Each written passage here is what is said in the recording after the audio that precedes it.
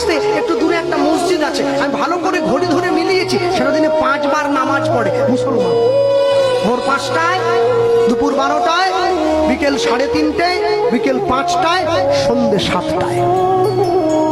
একদিন, দুদিন, 3 দিন, 1 সপ্তাহ মিলিয়েছি, নামাজের সময়টা 1 মিনিট এদিক ওদিক হয়নি। আপনাদের এই পুরো সবঙ্গে যদি বন্যা হয়ে যায়, তবু নামাজের সময়টা পরিবর্তন হবে না। ওটা ভোর 5টার নামাজটা 5টাতেই হবে।